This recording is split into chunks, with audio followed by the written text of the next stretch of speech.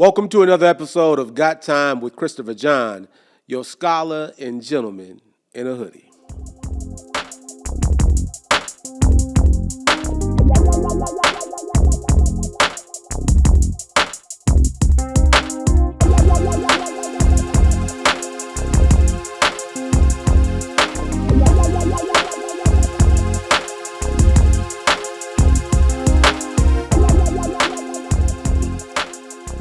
The racial wealth gap forces us to ask a difficult question. Can capitalism truly build black wealth, or has it always limited black wealth? Black entrepreneurship has been celebrated as a path to freedom, but history reveals that individual success doesn't always translate into collective progress. Thinkers like W.E.B. Du Bois challenged us to consider whether true economic liberation requires more than participation in the system. It requires transforming it. Before getting into our conversation regarding the promise, the contradictions, and the future of black wealth building, I wish to spotlight two black artists who shaped our U.S. currency, Selma Burke and Isaac Scott Hathaway. Though Selma Burke was never officially credited, her sculpture portrait of Franklin D. Roosevelt is widely understood to have inspired the image that appears on the U.S. dime. As a Harlem Renaissance artist and teacher, she created a relief of FDR in 1944 based on a live sitting. When the dime was released the following year, it bore a resemblance to her work. Though the mint credited someone else, Burke's influence has been acknowledged by historians and by Roosevelt himself. In 1946, Isaac Scott Hathaway became the first black artist to design a U.S. coin. He was the designer behind the Booker T. Washington commemorative $50, followed by the George Washington Carver $50, issued between 1951 and 1954. Produced in limited quantities and sold primarily to collectors, they present a quiet but meaningful breakthrough in inclusive national symbolism. Currency is so much more than commerce. It's a narrative that tells us who we value, what we honor, and how we define legacy. Joining me is a champion for the full spectrum of humanity, a global citizen, entrepreneur, executive, artist, author, and philanthropist who strives to reclaim history, representation, and wealth. Her passion for economic inclusion and empowerment is deeply rooted in her professional expertise. She has spent her life inspiring change and fostering inclusive communities. She's the founder and CEO of two companies, 3011 Whitney and Calibrated Lens.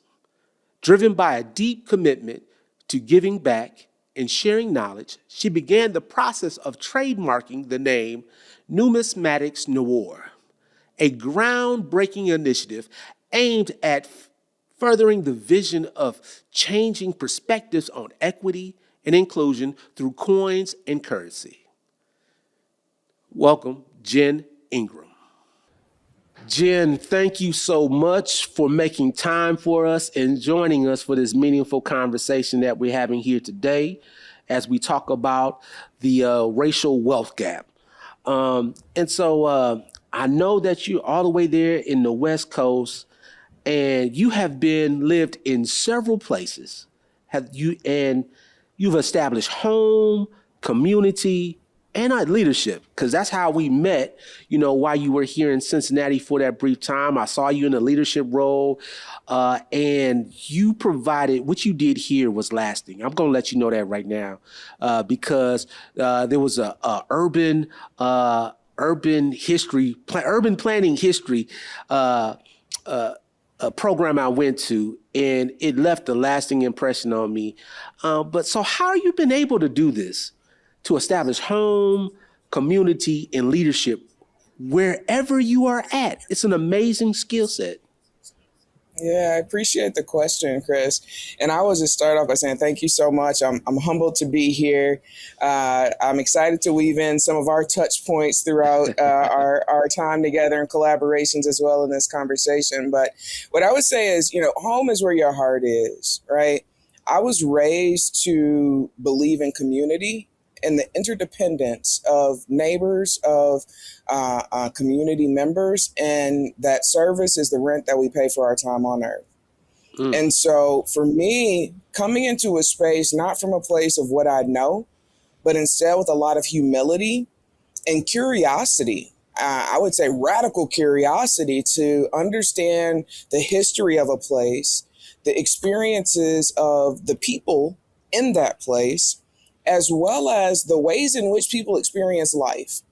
And I would say this is a consistent framework that I think through, I operate through, and I never meet a stranger.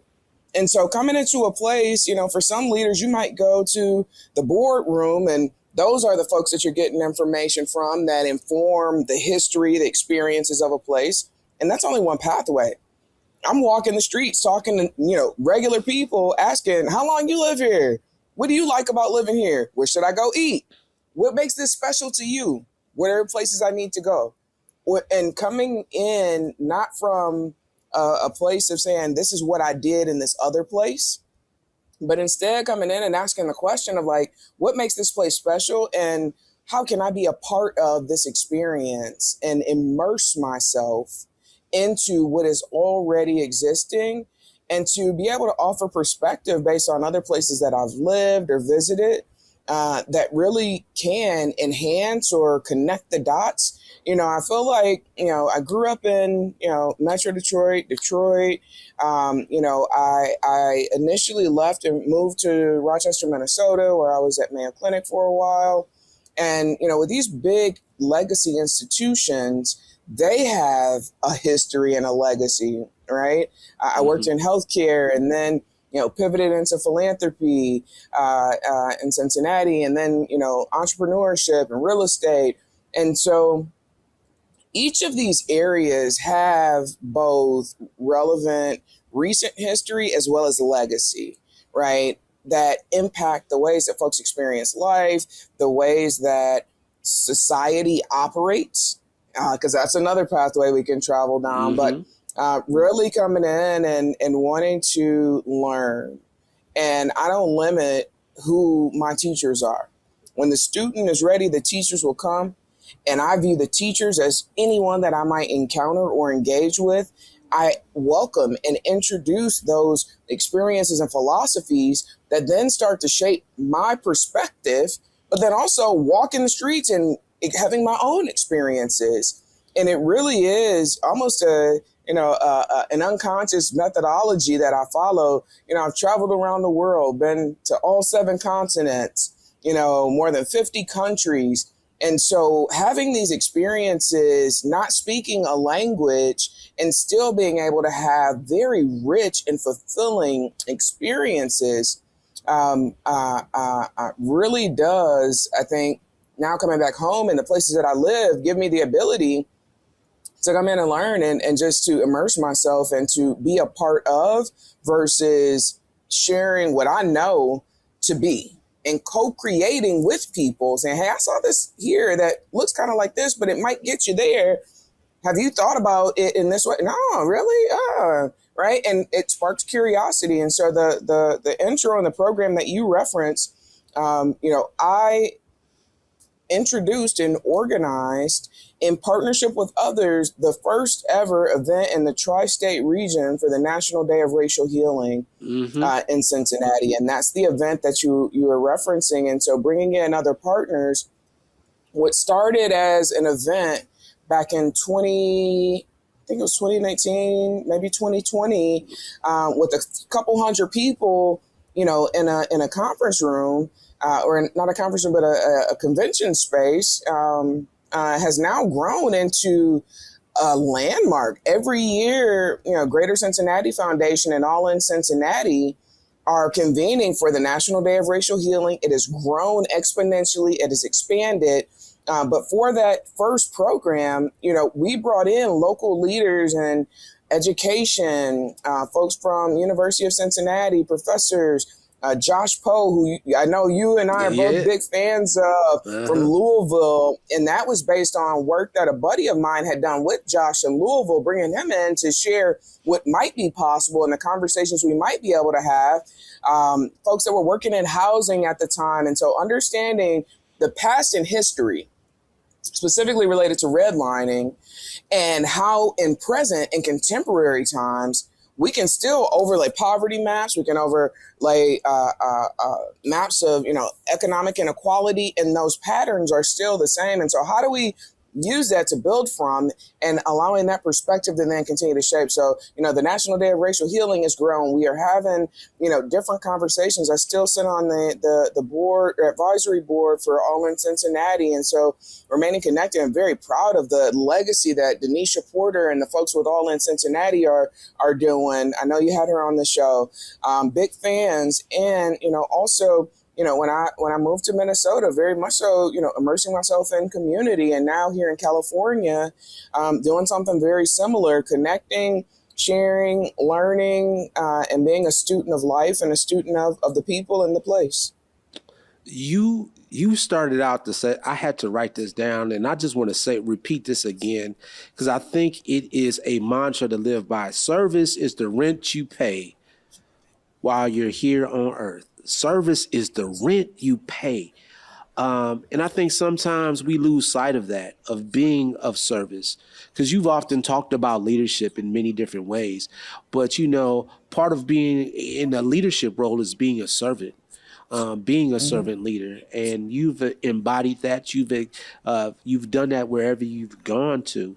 And so, I'm excited to have this conversation here with you. I don't know if you can see the hoodie that I'm rocking today, because that's what I do. I like to wear hoodies. But, this is we talk about the racial wealth gap.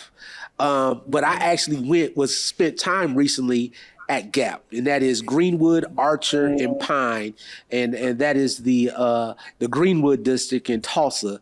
Many people know it by Black Wall Street, Little Africa. It was also called that as well. And so, just learning a lot from the history, especially when we talk about wealth building, specifically within the Black community. And so, my next question I will ask you: you talked about your travels. You're probably the only, that I know of, you're the only person that I've had a conversation with to visit all continents here. And you talk about visiting 50 countries. And those of us that haven't seized that opportunity to do that, what can you share that has enriched you in that experience, being exposed to all those cultures beyond what you've already shared thus far? What is the greatest takeaway? I appreciate that question, and I want to attribute that quote. That is not mine. Shirley Chisholm and Muhammad Ali both say that. I just really enjoy and appreciate that, and it is my philosophy. So that quote, service is the rent we pay for our time on earth, is not mine, but I very much so live by that. But to your question, I growing up, we didn't have a lot. And we would make special experiences of going down to feed the ducks, right? we would get in the car and go for rides and drives, right? And so I start there to answer your question about seeing the world. Like, it starts where you are and continuing to travel beyond your neighborhood to explore and have experiences in places that you can get to or that are proximate. And so from a young age, I've been an explorer and adventurer, right? I would pick up rocks and artifacts and shells and whatnot. And so, right, we started traveling farther. I remember the first time I went to Disney, and living and being from, Michigan, Metro Detroit, we would go across the bridge or through the tunnel and go to Canada. And so my first international trip was to Canada. Right. And it was literally a little weekend trip. They had a water park there. And so, proximity and extending beyond the parameters of your neighborhood, there's so many people that don't do that. And when I think about the exposure of just continuing to go a little bit farther, right? And so be it a different state, but having that curiosity and knowing that every place is not the same and what is valuable, all right? We talk about wealth. This is a conversation on wealth. I think that travel makes me wealthy. I think that my experiences make me wealthy. And I don't care if that's an experience in going across the bridge 20 minutes from Detroit to Canada, or if that's me going from, the Midwest to California. Those are investments, right? It costs money, time, and I value them deeply. And I feel like they make me better. They expand my perspective, my mind, my awareness, what I've seen, what I've deemed to be possible based on what I've seen and taken in. And you extend that. I'm addicted to travel, and not in a compulsive way, but in a curious way, going to, some countries where English is still spoken and you can engage and communicate. I think about my time in Australia. Right? That was pretty easy. But when I went to China or Thailand, I got off the plane and you don't have letters. They use symbols. It's a different way. So you can't even look at a name of a direction or a street sign and know that if you don't understand the symbol, right? It's different. And so the adventure, the comfort with being uncomfortable, and being vulnerable and relying on community. Yeah. I remember when I was in China, before I would leave the hotel, I would stop and I had made some friends in the hotel. I'd never meet a stranger. And I literally would copy and paste where I wanted and put it in a note.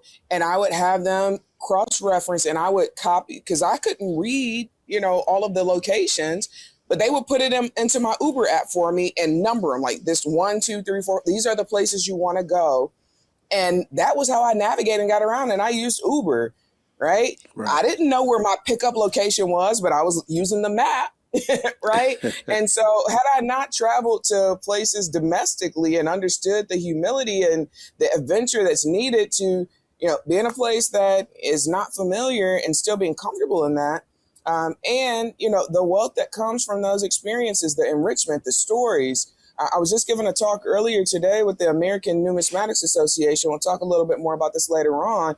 But I talked about my global travels. And there are 4 things that I do no matter where I go around the world. Number 1, I engage in authentic cultural experiences. I visit coin shops and spend time with coin collectors. They tell the history of a place on money, on currency. I find great craft beer and cuisine, authentic cuisine. And so that's kind of my formula for. So that means you're a foodie then. That would classify you as a foodie? All right. Oh, yeah, definitely. But all of these things, again, you could say, oh, why would I go here when we have food here, right? It's different. And so valuing differences, being curious about how people experience life, like truly, it doesn't have to be an elaborate palace or a tourist destination, but being in local community with the people in Brazil, in South Africa, in places where they don't always see Americans, especially not in neighborhoods or outside of, populated tourist areas or downtowns, but going and visiting, more remote places. But really, I find such joy. Like some people play video games and get excited about a video game. I get excited about walking and being in community with people in a different place in the same way. Man, you're absolutely, and when you talk about the curiosity, it's the curiosity that keeps us connected to our collective humanity. Because you're curious enough to want to engage yourself in a different culture, a different language, that's important because then you're able to establish the connections and you're able to identify yourself in this other culture.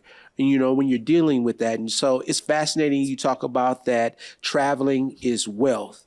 But you talked about feeding the ducks. And I laughed inside. So you grew up in Michigan. I grew up in northern part of Indiana. And I remember going to the St. Joseph River. They had a duck pond, and we'll get the old moldy bread, and we're down there and we're feeding the ducks. Yes. Oh my goodness, that was a thing for me. And this is going to get into the conversation because we're going to talk about coins. I watched another podcast that you were on, and I laughed. I had to pause it, and I laughed out loud. And I want you to tell this story. But the story deals with putting your coins in a bag, a sack. And those in the black, yes, those in the black community knows that these bags were an essential part of your upbringing because you put everything in them.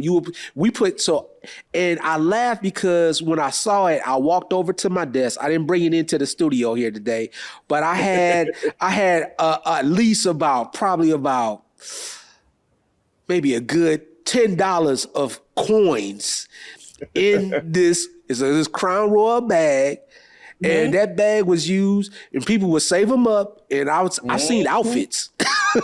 But can you? Oh man, yeah. But can you please share your experience with that? I want my listeners to hear this story because it really did resonate with me, not only historically, culturally, but also currently. Seeing that I still have those bags. And I still put coins in them, but yeah. Yeah, absolutely. So my great-grandfather and my great-grandparents had a cleaners and would save all the change from the week, put them in the Crown Royal bag, and on Friday nights, and these are stories that my grandmother would tell me, and then when I grew up, I got a chance to experience, but putting all the change in these Crown Royal bags, right? And this is in the 50s, the 60s, right? And on a Friday night, throwing all the change out in the kids, that was an activity. Would literally go and whoever got, you would collect, and whatever you collected, you got to keep. And so that was a family experience. And, as we talk about like coin collecting, right? And all of the ways that all of us have these stories, Chris, you just referenced you putting change in a bag, right?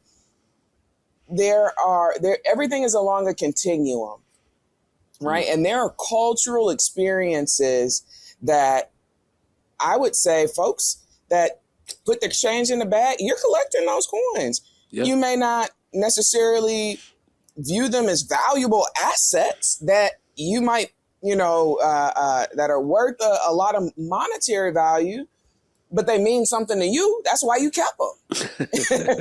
Right? You saw value in it. You saw value in it. And so from that experience with my great-grandfather and collecting them and putting the coins in the bag, years later, when I got good grades on a report card, what would he do? He'd go to that Crown Royal bag and pull out a silver dollar, right? And it was a special moment. He would take that silver dollar and press it. Great job. Hold on to this. It's a value. It's something special to commemorate you doing something well. A $2 bill. Hold on to this, right? These were not things that we saw in everyday circulation, which automatically, wow, this is rare. This is unique. It's valuable. But those Crown Royal bags are cultural and so foundational to the experience, the shared experience, especially as Black people, that we have around special coins or things that are valuable and the ways that we kept them. We didn't throw them into a drawer. Sometimes we might, right? But the memory of that bag, that velvet bag, right? Now they're felt or whatever they are. And now they have more colors. It used to just be purple and gold. Now they got black and gold. They got beige and gold. Yeah. yeah, right. But it was something special that we held on to. And so what I'm excited about in this conversation is really unpacking some of those nuances of value. We will talk about wealth, but I am looking forward to defining or sharing my definition of wealth. I think that it's something that's deeply personal. We use the term in various ways, and it can be interpreted in many ways.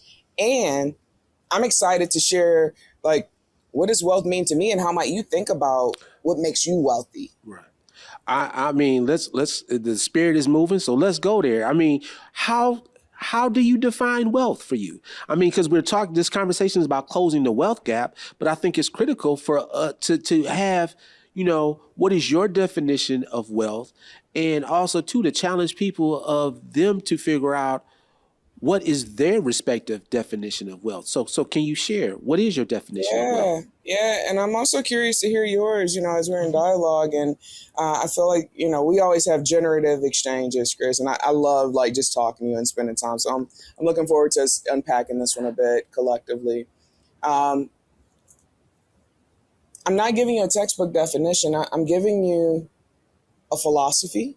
Okay. I'm giving you a purpose, right?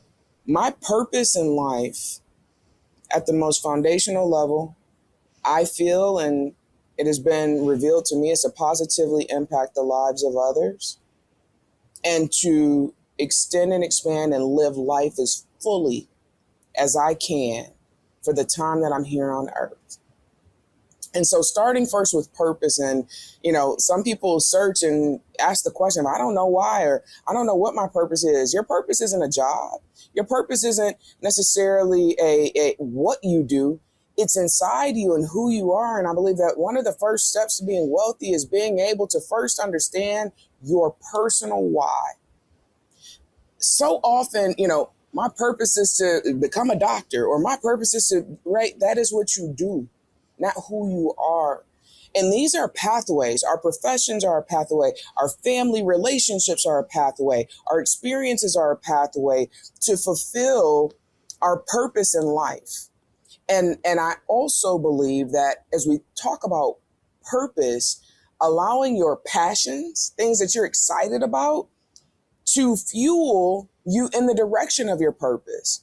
Chris, I could not have laid out a blueprint of my career, of my professional accomplishments or endeavors. I could not have dreamed these things.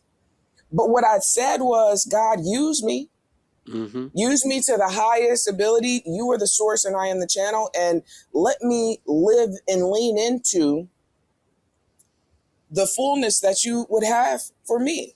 And let my life and my journey and my steps be a testimony to inspire others of what might be possible. I'm a firm believer in exposure is key. And if we can see it, if we can piece together and have a picture of what something looks like, then it makes it possible for us to live into it. And it's an incremental progress. It's step by step. It doesn't happen all at once. It's revealed to you. I'm also a big proponent and believer in that things happen in cycles. And if you don't necessarily learn the cycle or get the lesson, you'll continue to travel in that path. Mm-hmm. And so with each journey, with each lesson, you go a little bit further, one step, one foot in front of the other. So what is wealth? To me, wealth is understanding and surrendering to your highest purpose. Mm-hmm. And being used in following the path, right? I have, and this, I just say this with a lot of humility, for the last probably 10 years, every role that I've had has found me. Wow. I have been in community and in relationship and in dialogue and speaking intention of what I want to do or what I hope to the impact I hope to have. One of the questions that I hate that we ask kids is like, what do you want to be when you grow up?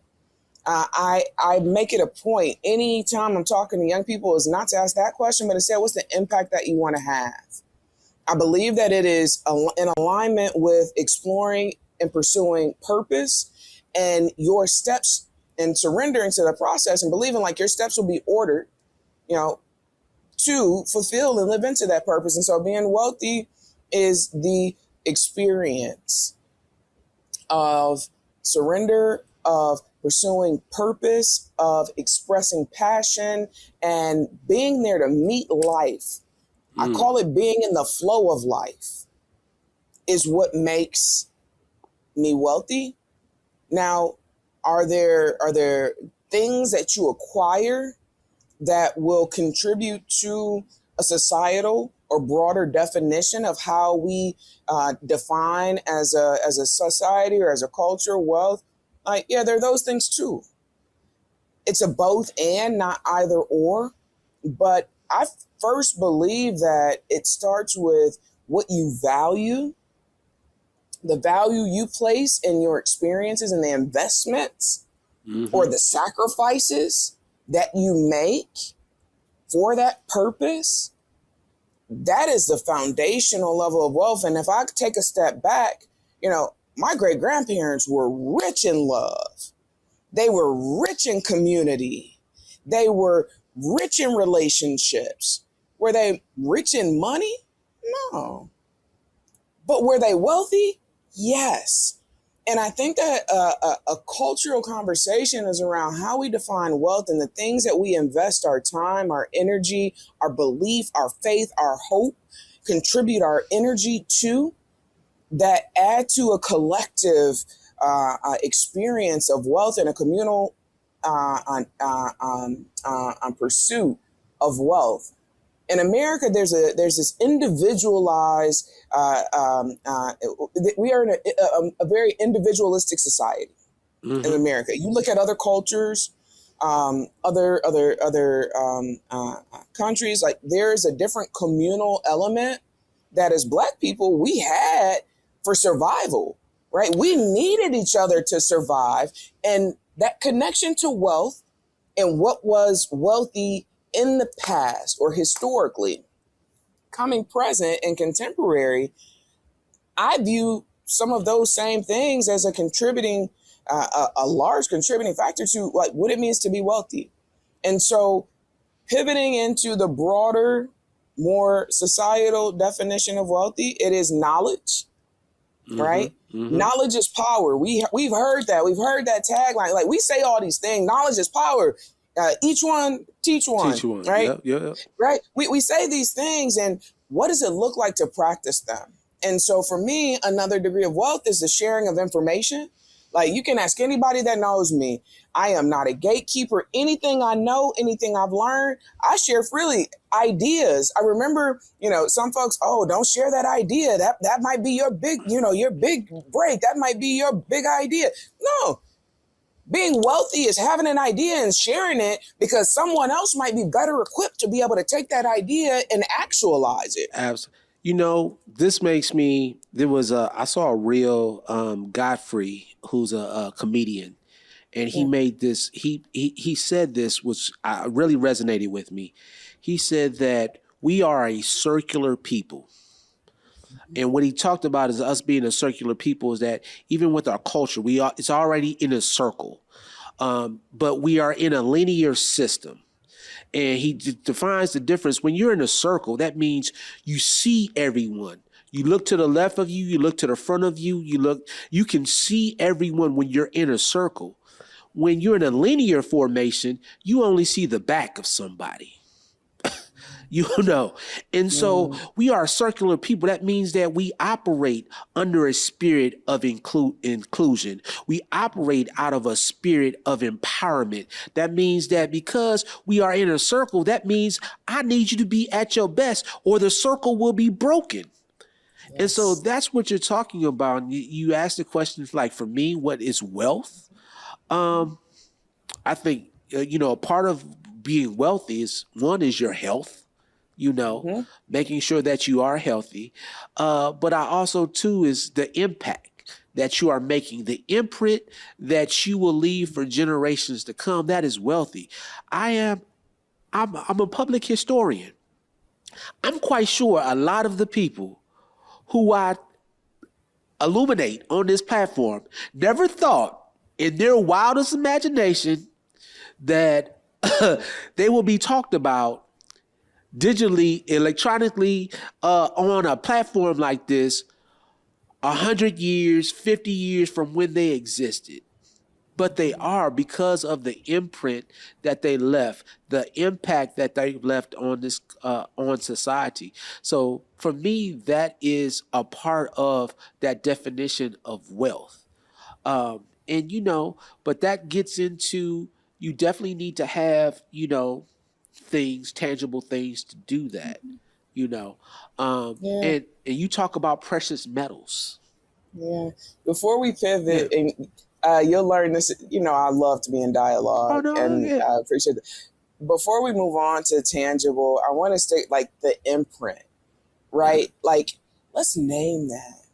And so the impact each day, every day we wake up, we have good days, we have better days, we have best days, we have bad days, we have in between days.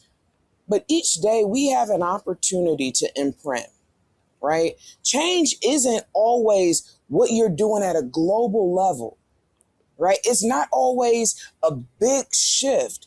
It's created day in, day out by the interactions that we have on an individual basis, on a communal basis, and what it ultimately and collectively in time adds up to is a legacy, right? And Yes. so, how many people think about their legacy as something that they're creating every time they wake up, every conversation, versus at the end of life, their legacy is or was, and the point or the period at the end versus the day in, day out, the culmination and the collection of imprints and Mm-hmm. impact that you have. So I just wanted to like that right there. You touched on something. We create our legacy. You didn't use that word, but our legacy is not something that manifests at the end of our life. It's something that we actively contribute to. And if you are living in your purpose and aware, you know that you're creating that day in, day out. And some days it's more active than others. Sometimes you have bigger milestones than others. But that person that might be unhoused that I talk to on the street, when I'm walking to my office down the streets of Oakland, walking down Broadway, me stopping to, hey, how are you? How's your day? Did you see this? Oh, it's raining. Here, take this umbrella. I noticed you out here. You don't have that is legacy. That is an imprint. And Yes. collectively, it's the ripples that turn into a broader wave. And we have the potential, if we are a circular people, to change the trajectory of our experience. There's a lot that's happening outside of our control, but through that circle, your sphere of influence, not just people who know you, but the people you cross paths with, seeing somebody is value, right? Right. Stopping and looking in their eyes and being able to impart a word, encouragement. I stop and pray for strangers. Like I've become that old person. Like I remember, right? I'm walking out. Can I pray? You have any prayer needs? But that Yeah. is a part of the imprint and the impact. And we are called. Each of us are called. Like going back to purpose. Like I ask God, what is my assignment for the day? Put in my path the people that I am to bless. And with that, having the ability to strengthen relationship and highlight the value in all people and in humanity, like we're a part of a broader root system, right? And collectively, as we think about wealth, I think that there has been an overemphasis in where we're going and a lesser emphasis in this realm that is actually an anecdote and a salve to navigating this moment and weathering the storm that we are currently experiencing differently, different degrees of impact. And this is something that's within our sphere of influence that really is collectively thinking about and building wealth, generational wealth. How are we teaching these things? Like these are the values that we were taught that somewhere along the line we traded off for the acquisition and the pursuit of external validation or formal education or degrees. And this is a moment of calibration and alignment, like no pun intended, calibrating our lens. Yep. To refocus on like what is wealth for life versus what we were told wealth is and isn't, and who has it and how you get it.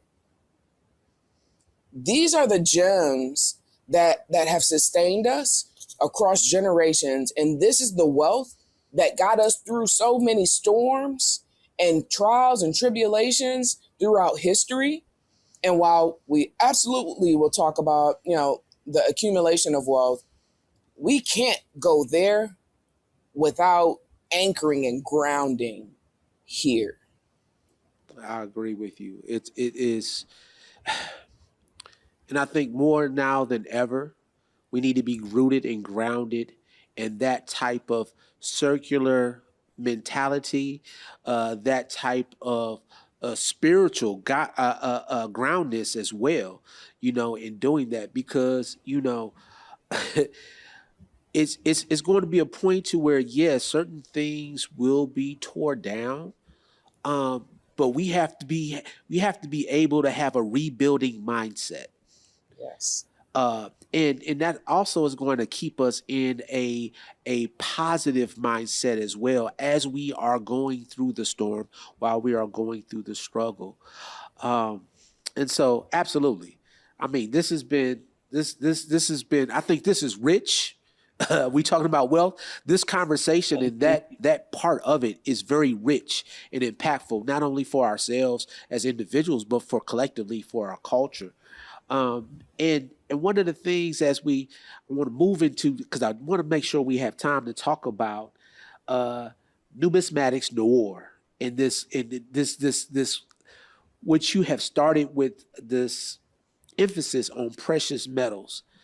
And for me, I've always been involved and infatuated with it. I have a 24 karat African coin that I've had for years. Back I used to work at a jewelry store when I was in college, and so I saw these coins coming in, and fast track that to a few years back. I was a part of the Harriet Tubman coin, and then I was a part of the Ohio coin that would come out. That is the Ohio Innovation coin, where it celebrated the Underground Railroad as Ohio's innovation, which I found fascinating. Out of all the things coming out of Ohio, the U.S. Mint decided that the Underground Railroad was that. And so I have a few of those coins. And so, can you talk about this journey that you're going down with numismatics and precious metals, and how that has been? You've invested not only time but money, resources, into this, and how this could be something of interest for not only for yourselves, but something that we collectively can take a little bit more seriously and engaged with. Yeah, absolutely. And I appreciate the turn. If it's time, perhaps there is a video that defines and talks about what Numismatics Noir is. It's like 70 seconds, if that can be slotted in for folks to have that context. I want to jump into the dialogue of what it is and why. And so it started very much so from a place of curiosity. I'm traveling around the world. I'm collecting coins. What started as like keeping the extra change and not getting a chance to, turn in the bills. And so when I'm traveling, I've gotten out all these coins that I've collected. And I talked about my great-grandparents and scramble and giving me silver dollars. And I always say that it stopped just short. So my great-grandparents said, here, this is something that is celebratory. I want you to have this. It's valuable. But they didn't go that next step of saying why. And I think that knowledge and that piece is what we have missed, right? And so the why was, this is a silver dollar. It's not just a dollar, but it's actual silver. The contents that makes it up. This is silver. Silver will appreciate over time. Silver is a precious metal. And so whereas the value of that silver dollar, in the 1980s was $2, today it's $30. It's now $100 an ounce if we're looking at some of the 1 ounce silver coins. And so silver is a precious metal. Yes, it's money, but we got to start by understanding the contents that make things up. And that was the piece for me that was always missing. And so when I think about the coins that I collected, the change, the stories, right? Coins and currency tell the history of a place, the people who mattered, the moments that mattered, the stories, the experience, the things that make that culture rich. And so I'm learning this and taking this in, and my mom and I collected the state quarters, right? And had that big bifold that so many folks had.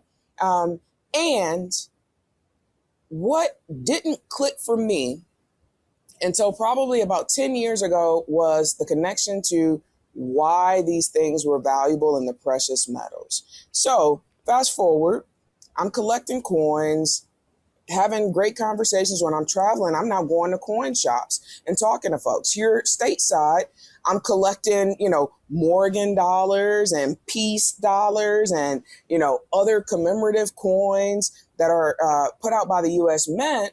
And I'm starting to collect more and more coins and learning about more and more coins that feature Black people. This, if you buy nothing else, this United States coin, this is 2023 edition. They put them out every year. This tells you the value of every coin. And beyond the value, all of the U.S. coins are in this book.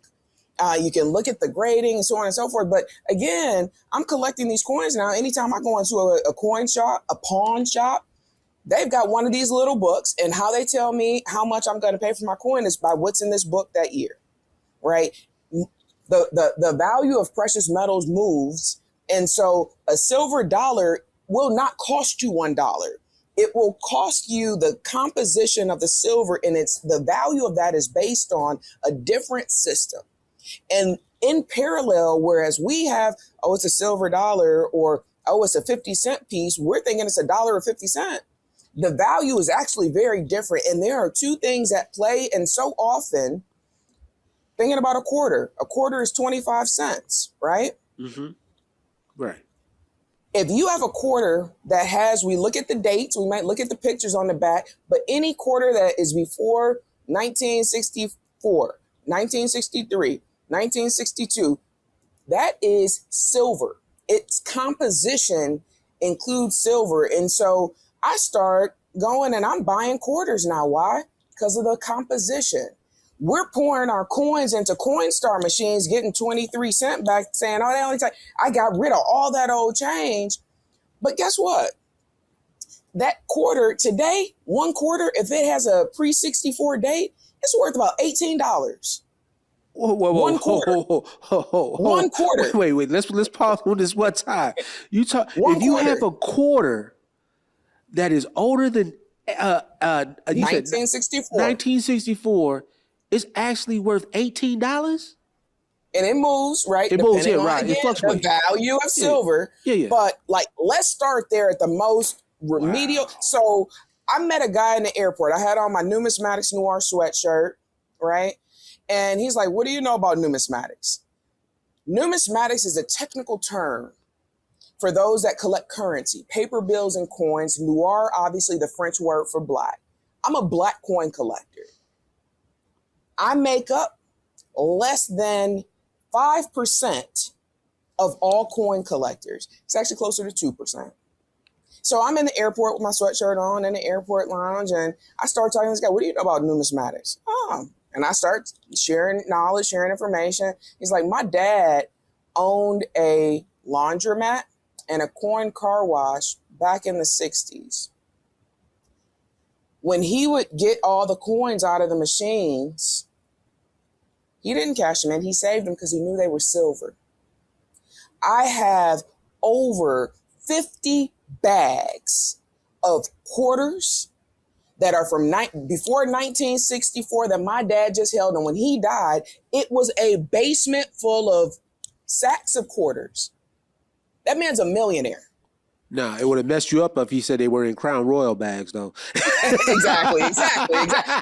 He ain't know about that. But I just say this to say, my great-grandparents didn't know that. They didn't know that that silver dollar was silver and it would do what silver has done. They didn't know that the quarters that they were spending in the market as 25 cents would fast forward be worth XXX. We talk about 10X, 100X, like XXX. And so I start there. Numismatics Noir is birthed from knowledge and information that I learned in relationship with other folks, in conversation with other folks, about a system that was running parallel that I knew nothing about. And the more I started to learn, I started having conversations with other, Chris, you and I talking. I'm out at anywhere I'm talking. Did you know? And I realized how few people understood the connection of precious metals and money. Fast forward, I also start now, and I'll use a term, circulation. So coins that are in circulation, your quarters, your dimes, so on and so forth. I started to see more coins that feature Black people in circulation. Yeah. We had the Duke Ellington quarter, right? First Black man on a quarter. We had the Frederick Douglass quarter. Black man on a quarter. Oh, these are great, right? Now, those were not silver, but I'm seeing representation on money. And how am I seeing it? I'm getting them in the store. I'm getting them in circulation, right? They're exchanged. They're a part of our money system. Well, what so many folks don't know, and you referenced the Harriet Tubmans, everybody was waiting on her on a $20 bill. You mentioned the Underground Railroad coin.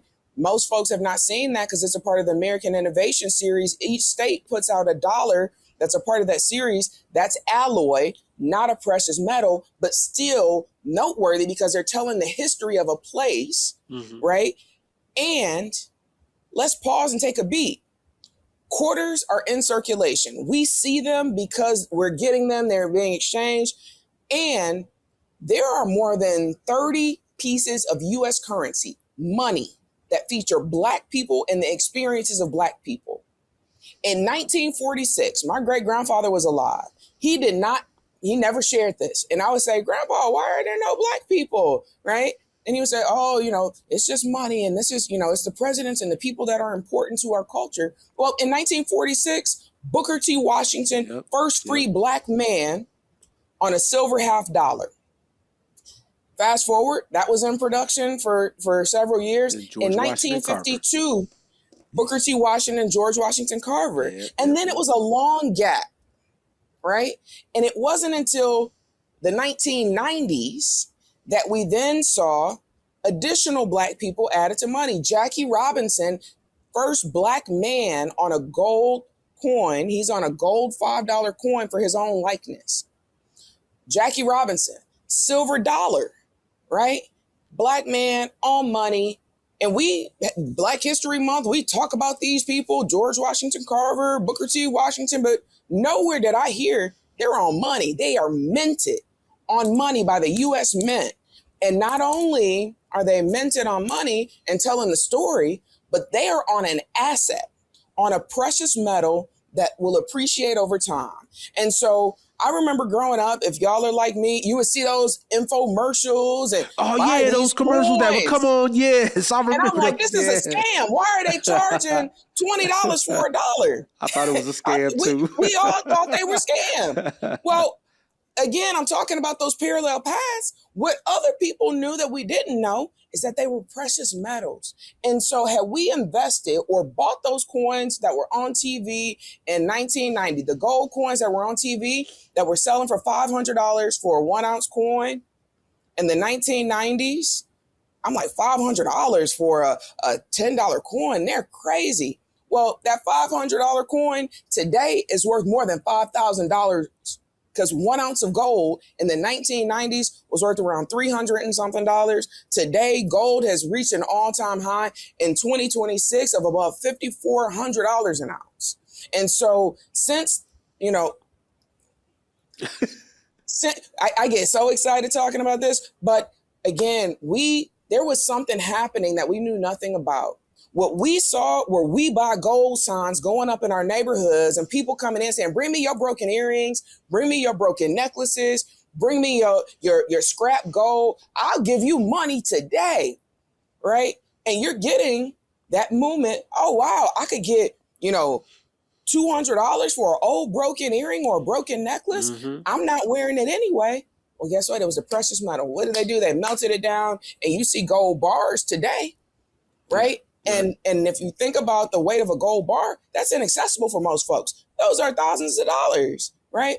But those little earrings, had you kept it, that $200 you got in the 1990s would be, a few $1,000s today. So throughout history, people have been investing in a separate class, an asset class. We heard about stocks. We heard about bonds. We heard about securities. We heard about real estate. But what was not common knowledge were investments in precious metals. And those infomercials that we saw, we didn't have the context, the background, and we had such distrust because of the history and the legacy would be ripped off and the relationship with money, our banks being burned down, Black Wall Street being decimated, and not trusting in the system that we missed the boat. So many of us missed the boat. And we talk about people selling grandma's house today. Hold on to that house because it's an asset. We were selling our broken earrings at a time when, guess what everybody else knew? The value of precious metals would continue to go up. And we are at a hockey stick now. I mean, we've seen a steep increase since 2020. Why? Because the dollar, a paper dollar, at one point, our money was backed by gold. When the system shifted and it was no longer backed by gold, we have something called fiat currency, money, right? You print it, but what is it backed by? You can use it, you can exchange it in our system, right? It moves, it works. And each year, if you think about $100 in the 1990s, how far would that go? $100 in 2019 before the pandemic, how far would that go? $100 in the middle of the pandemic when everything was more expensive, how far would that go? Not as far. And consistently so, we see our dollars not going as far as they used to. Why? Because cash is a deflationary asset. Well, fast forward, precious metals that people have been holding and hoarding and keeping because they knew that this was coming, because they knew that we are moving into an increased prevalence of AI and technology, everything, computers. What makes a button that you press on that digital clock, your iPad, your phone, everybody has one of these, right? What makes it work? The precious metals. The conductors and the precious metals. And so we are in the early stages now of AI. Like, yeah, we're using it, but the future of AI is vast. And so, Jen, you're saying that precious metals have continued to go up. How do you know they're going to continue to go up? Because everything, this big AI boom and explosion that we've seen will need precious metals. And guess what? There's a limited supply. You can't go in a laboratory and make gold. These are finite resources. So let's get back to Numismatics Noir, right? This is the knowledge that I'm learning, and I've learned, and I've gained in years of research, both in the field, scholarly research, writing, so on and so forth. I'm realizing that most people, especially not people of color, know about this, and there's a deep distrust for historical reasons, for real reasons. Wooden nickels. Let's go, right? Wooden nickels, right? Currency and money that might be used or have value to get a good or service, but doesn't have true long-term value. We have reason for not having a high degree of trust, right? And we're missing the boat on an asset class that so many people have been investing in for years and actually have been exploiting the lack of knowledge, the lack of understanding by putting up we buy gold signs and taking, by putting up Coinstar machines and taking, and charging you a fee for those coins that you had in big Aquafina jugs full of coins. Like, come on, let's get cultural with it. Those Yeah. big, and with that, we're pouring them into the machine. We're getting 23 cents back. But guess what? Those machine operators, those corporations have literally come in. They're taking those coins, and they know that they're silver. They know that they have a higher value. And so you're getting pennies on the dollar back from assets that you didn't even know was an asset, that you thought was something taking up space, that was trash, that was junk. And fast forward, yeah, you see jewelry, right? And as we think about jewelry, there's a 30% markup, at least 30% markup on gold jewelry. And so if we're thinking about it as an investment, you're already behind 30%. You pay, when you buy a necklace, you pay for the price of the weight of the gold. And then you pay for the design, which is 30 to 40% markup. And then you pay an additional markup from the jewelry store. So like, when you look at the price of that necklace, like, oh, it's an investment, it's a gold necklace. Yeah. But it's just like when you drive a brand new car off the lot, it depreciates instantly. Yeah. And so let's talk about coins. Numismatics Noir are created to share knowledge, first and foremost, to share this and demystify what's been happening. Why are these infomercials still on TV and we still seeing them now? 30 years later, we're still seeing something is going on here. It's not fizzling. It wasn't a fad, right? Right. How do we understand the knowledge behind it? So Numismatics Noir was created to, provide education and awareness. I talked about Black people on money. There being more than 30 pieces of U.S. currency. Most of those coins are uncirculated, meaning that the U.S. Mint creates them. That's who makes all of our money. We have a mint in Philadelphia. We have a mint in Denver. We have a mint in San Francisco. There used to be a mint in New Orleans. Those are the places that make our money. In Cincinnati, there is a coinage that is licensed to, in times of need, make money. Osborne Coinage. I'll talk a little bit about them later on. My buddy Andre McCaster was the mint director, one of the only Black mint directors, and he bought into the system, into the business, and was a part owner of a mint, right? Places that make money. They are producing these coins that you can buy from the U.S. Mint. They are limited edition. The Jackie Robinsons, the civil rights coins, the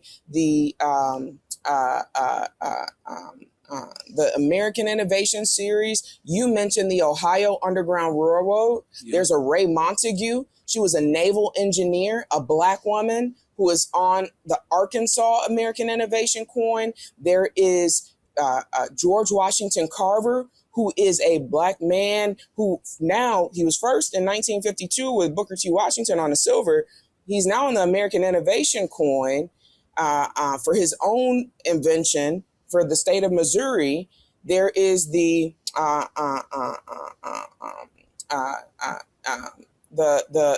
Harriet Tubman coins, right? Yeah. Everybody was waiting for Harriet on a $20 bill. Guess what? Harriet's on a silver dollar. Harriet is on the first Black woman for her own likeness on a gold $5 coin. And again, we weren't collecting these coins. We had some aunties that were ordering these coins. And what I'm seeing now, I buy collections from folks, right? My auntie died. She had all these coins. I took it to this shop. I feel like they ripping me off. I literally sit down with people from estate sales, people who have, people that have died. They don't know what to do with these coins, many of whom I don't want to keep it, but they didn't have somebody that they could trust that would actually explain to them the value of what they have and then give them a fair price.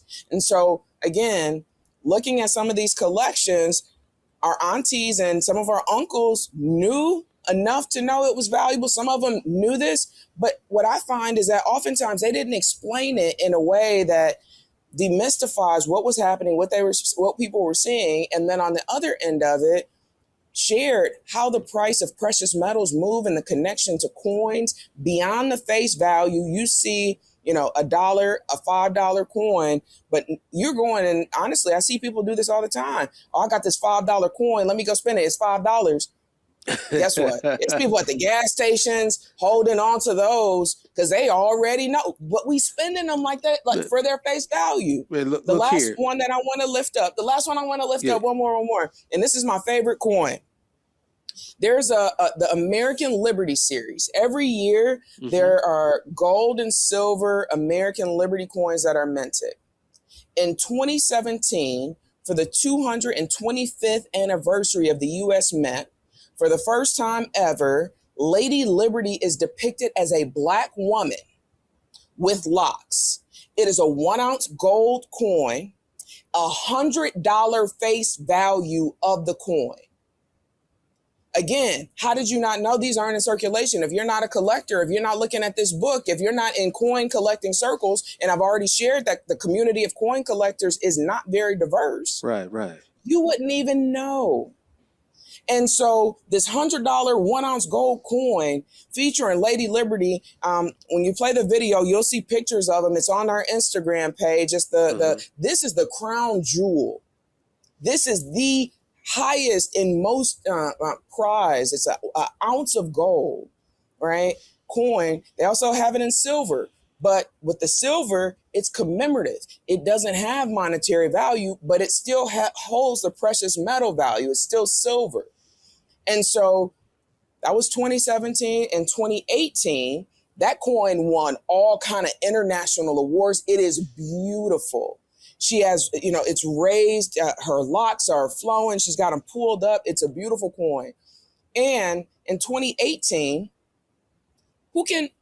I just told you an ounce of gold right now is above $5,000 an ounce. It's not accessible to most people, right? $5,000 for one coin. It's an ounce of gold. It appreciates. When I bought mine, I bought it for $1,700. It's now an asset worth more than $5,000. They're selling for $6,500, right? And so again, timing. But in 2018, they came out with a version that's a tenth of an ounce, and so that one is about $500, right? Which is more accessible. We look at these coins and it's light, right? It's lightweight. Oh, it's not as heavy. Yeah, right. But guess what? It's still an asset. It's still gold that appreciates. And so also understanding the relationship with size and weight and value is a part of this conversation. One of the first things I did when I didn't have a lot of money, but when I got paid, Chris, you know what I used to do? And most people in coin collecting circles, you know what I mean? They don't know this story, right? Every time I would get paid on a Friday, like my partner was looking at me like, are you serious? Are you going to a coin shop again? Like I was going to a pawn shop. Chris, every Friday I got paid, I was going to a pawn shop. And I had established great relationships. So I knew and learned how to spot fakes from real, right? So you got to make sure you know what you're getting. There's some tests that you could do. But I was going and buying for $30 a 1 ounce silver coin, Canadian maple leaves. It's a 1 ounce silver coin. Do they look illustrious? No. But guess what? That 1 ounce silver coin that I was buying at $30, 7-8 years ago, today, literally last month, silver hit an all-time high, $116 an ounce. So that $30 I was buying that coin 4 years ago, today, or last month was 116. Today it's about 98, right? So I've dropped a lot. I've dropped a lot. You dropped so the storytelling on currency, Black people on money. I've created the Numismatics Noir coin card deck. This is the coin card deck. They are lovely, beautiful design, but with each deck, right? You can see them. You'll see it in the video, but it comes with a glossary, right? Going back to knowledge. This isn't just, what are these pretty coins, right? It's knowledge that is providing some of the terminology: gold, silver, platinum, clad, alloy. What are these words and what has value? What has the most value? Copper, right? And how does the value move? So that's included with the glossary, some of the terminology for coins. So I created the coin card deck as an educational tool. I'm not a coin collector. You don't have to be a coin collector. Like people who are curious, who are curious about Black history. This is the hidden figures of U.S. currency. As a collector, I set out to find, now that I'm seeing all these Black people on currency, where can I find a book or a resource that has all? There was nothing that existed. Nothing. There was a book that was last copyrighted in like 2016, and it provided great background and context. And 40% of the coins have been minted since 2017, right? Wow. That gold coin that I meant, Yeah. it was incomplete. There was no complete repository. And so that's why I created the Numismatics Noir coin card deck, to introduce not just a sense of pride in Black people being minted on money. Those same people we were talking about in during Black History Month, and the figures that we lift up. Literally, you got pictures on your wall. You bought a picture of Booker T. Washington. You got a picture or a painting of, but you could have had a coin that appreciated. Right. Right? So let me take a beat. That is that is what Numismatics Noir is, right? We introduce collecting coins as a pathway to investing in precious metals and an asset building strategy. I give talks like this, all the time. The coin card deck is a great tool to be able to educate yourself. If you're thinking about tangible assets that you can hold, knowing which ones feature Black people, this is the most complete repository that exists.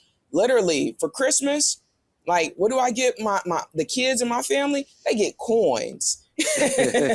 Right? But anyway, all right. I've been going. I will say this, definitely we will play the video, the clip, introducing everyone to the collection, and so forth. I will also say this: when you were talking, it makes me think about y'all missing out on that loose change. That loose change that when you see the old phrase, you see a penny, pick it up. Really, yes. Pick it up. Yes. Pick it up. That loose change has value beyond just the dollar amount that's associated with it. And our time is getting close to the end. I definitely want to ask you about this, especially with the coin deck and all the rich history that you shared, as collecting coins as a safe way of building wealth and investing, a safe investment, as you unpacked. In 2018, I played a role in curating an exhibit called Confederate Currency, the Color of Money. And it really depicted, enslaved laborers on Confederate currency. So my question to you is closing out on is this collection of coins and this history that you unveiled. Is it possible we could possibly see an exhibit, that actually, so while you're talking, I can see this exhibit unfolding in whatever way I can play, what role I can play in this coming to fruition. I think it would be very meaningful to share this valuable information, this historical information. So what are your thoughts on that? I am actively seeking partners that are interested in hosting an exhibit. When I think about, step one was creating the coin card deck for broader reach and access. Step two, so Numismatics Noir, where Black culture and currency collide, is our tagline. Being able to share the exhibit, I own all of these coins. They're offsite and safety deposit boxes, but I would love the opportunity to take this from what it is today to an exhibit, and to lease my collection to museums. Additionally, the ability to continue to give talks like this, demystifying it, as well as highlighting the contributions and the prevalence of Black people on money. And then also, where Black culture and currency collides, I also am looking for artists and partners that are interested in bringing together their art and their artistry into an asset. And so I've worked with a recording artist, to my knowledge, and all the research. We're working on a patent application. This has never been done, but this is a silver round. You see the Numismatics Noir, and on the backside, it's a record. There's a recording artist that I've worked with that is not releasing a physical album. The album is minted onto this coin, and it's digital. This has never been done. Are you And so where Black serious? culture and currency Wow. collides, when someone, and again, her fan base, when they, oh, you have new record out, you have new exclusive tracks, you can only get it by scanning and connecting what's in this coin to unlock and access her music. And so for artists that are looking for new and innovative ways, again, we did a limited 100 coin run. And so this is 1 ounce of silver, right? So Right. people that get her album not only get the music, but they also get Black culture and currency colliding on 1 ounce of silver. And I've mentioned the ways that the value of silver has continued to increase. And so if you're an artist, if you're looking for ways to get creative in exposing your fan base, your customers to a different mode of asset, if you're interested and curious about this as a pathway, I design these coins myself. I am also an artist. We didn't talk too much about that, but like Oh, it's given an additional pathway to extend and expand my creative expression. For folks that have physical art, if you are interested in taking your artwork and having it minted on a coin, reach out. I'm actively seeking partners and excited to collaborate with more artists to not just have their artistry out in the world, but attached to a tangible asset that you can pass down across generations, just like those silver dollars my great grandparents gave me, and I spent like dollars because I didn't know any better. Something that they can hold. And if I can end with one story, Chris, and I promise I'll stop talking. Yes, the exhibit. Yes, the exhibit. Yes, the collection on display. Actively seeking, partners and artists that are interested in creating their own silver or gold coins. But there's one story that sticks with me. About 3 years ago, there was a woman, elderly woman that I met. She had been saving money in a savings account for her grandkids. She had saved, over $10,000, and she literally said, like, I'm getting like 0.4% interest from the bank on this investment. I've pulled all the money out. I see you talking about these coins and the investments. Will you go with me? I am not a financial advisor. I do not sell, right? And let me give all those disclaimers, but will you go with me? I don't know what I'm looking at. I don't want to be taken advantage of. I go with this woman. She buys over 100 ounces of silver. And again, this is 3-4 years ago, Chris. And so that 100 ounces that she bought then, yes, 3 to 4x. wow, wow. Silver was roughly $28 an ounce. I mentioned last month it hit $116 an ounce. Yeah. That grandma who wanted so badly to have something, she had saved and saved and saved, but literally saw that she was not getting the return on keeping that money in a savings account, that bought this 100 ounces of silver at $28 an ounce, now has an asset, 100 ounces times 116. Hey, look here. The loose change, y'all. The loose change. I'm telling you, we talk about investment opportunities, about this wealth gap, but this is a undertold, undereducated aspect uh, of um, of closing that gap and using that as a safe investment tool. I just want to thank you for sharing your knowledge, for your continued service to our community. We definitely, I know the time is getting short. I might need to bring you back on for a part two when your time permits, because definitely I'm going to, when I get home, I'm going to look at the coins in my bag and the coins that I've put in this jar too that I have. I didn't talk about Yes. that. And I'm going to look at these dates. Yes. I'm going to look Yes. at these dates that are on there. But just thank you for taking the time and joining us. And it's just been a pleasure. It's just been a pleasure. Absolutely, likewise, and thank you so much, Chris, for all that you do and have done. When I think about, I got a chance to work on 2 projects with the Underground Railroad Freedom Center. You were part of both of them. The Crossroads of Identity Experiences panel discussion that I organized, and then being a part of the Conscious and Unconscious Bias in Urban Planning talk. You are a gift to the culture. You talk about history in ways that are relevant. You talk about things that matter to people. You give pathways and platforms to share stories and experiences in ways that aren't pretentious. So often, like when you think about access, some people will never walk through the doors of a museum. But guess what you're doing?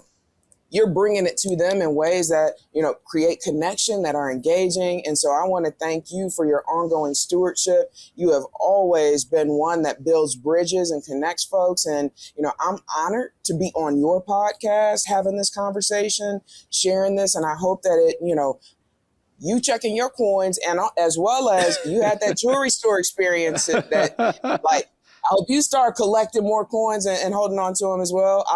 I'm excited. I'm going to be shipping you out a coin card deck. One of our we've got Currency Creates Change T-shirts. Now, Jen, don't play with me. Don't play with me now. I know you like your shirt, so I'm gonna make sure I Okay. get you a nice little swag bag out. Mother's Day, Father's Day, we do gift boxes, like all kinds of stuff. But www.calibratedlens.com/shop. We've got a full, list of all of the items you can order from the website. But I'm excited to get you one of these gift boxes out just as a thank you and appreciation for who you are and just all that you give.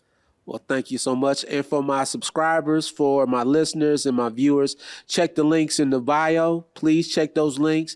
A lot of that information will be there. Jen Ingram, thank you so much for taking the time and joining me. God bless you. Oh, absolutely. God bless you and the legacy that you're creating with each conversation. I'm honored to be a part of your legacy, and I'm so grateful for the role that you've played in mine and the day-to-day, encounters, and more broadly in these programs that will outlive us in perpetuity due to technology and others. I actually just shared that conscious and unconscious bias talk. Oh, yeah. I attended a session, and I was like, we did something that was 10 times better. Here, check this out. And so, Chris, these conversations live on. And so, I'm grateful, for the legacy you're building, and so honored to have had the opportunity to co-create together. Absolutely. Absolutely. Well, you take care of yourself. Much love. Likewise, much love. In 2018, I played a leadership role in curating an exhibit called Confederate Currency, The Color of Money. The exhibition explored the intersection of chattel slavery and Southern currency, illuminating the contributions of enslaved labor to the American economy. Artist John W. Jones researched and documented more than 126 images of enslaved laborers depicted on Confederate and Southern states' currency. The juxtaposition of the framed Confederacy or Confederate currencies with the acrylic paintings inspired by the images on the currencies presented a striking revelation on the economic contributions of the enslaved. Much appreciation to Jen for spending time with us. It's okay for us to build wealth, but don't let wealth build us. Be mindful of our accountability to our communities and the generations to come. Jen is a brilliant example of being a steward of community. Now, I recently revisited the Greenwood district of Tulsa, known as Little Africa or to some Black Wall Street. But there are many Little Africas and there are many Black Wall Streets. The massacre that had occurred in 1921, a massacre that would take 300 plus Black lives with no one being prosecuted and with no assurance claims being approved. Yet amid the Great Depression, they rebuilt Black Wall Street. They rebuilt Little Africa. They rebuilt Greenwood. And they built it even greater than it was before the massacre in 1921. By 1937, amid the Great Depression, there were 600 businesses, 21 churches, 21 restaurants, 30 grocery stores, 2 movie theaters, 6 private airplanes, a hospital, bank, post office, schools, libraries, law offices, and a bus system. Amazing. During the Great Depression, after such destruction and violence. But we often don't illuminate that part of the history. We seem to end it with the massacre of 1921. So our homework should be to learn how they rebuilt Greenwood. How was that achieved? And also, why didn't it last beyond the 1960s? We need to be ready to build and overcome the politics, because the wealth gap continues to be a fluid situation over times of our history as well as current times. I am your scholar and gentleman in a hoodie. Know thy history.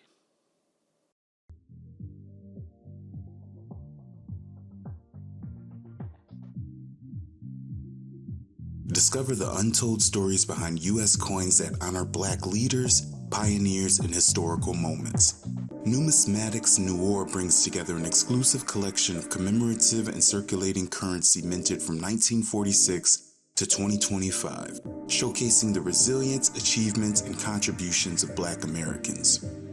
Each card in this deck highlights a piece of history, preserving a legacy that deserves to be remembered and celebrated. Introducing Numismatics Noir, the coin card deck revealing hidden figures of U.S. currency. For centuries, coins have been used to trade, share culture, and build wealth, but few collectors have seen these noir coins, symbols of Black history and excellence. The deck features over 30 coins from 1946 to 2025, honoring Black achievements across generations. Many are commemorative coins, rare, valuable, and sometimes made of silver or even gold. Numismatics Noir is not just a collection, it's an investment, a legacy, and a celebration of history.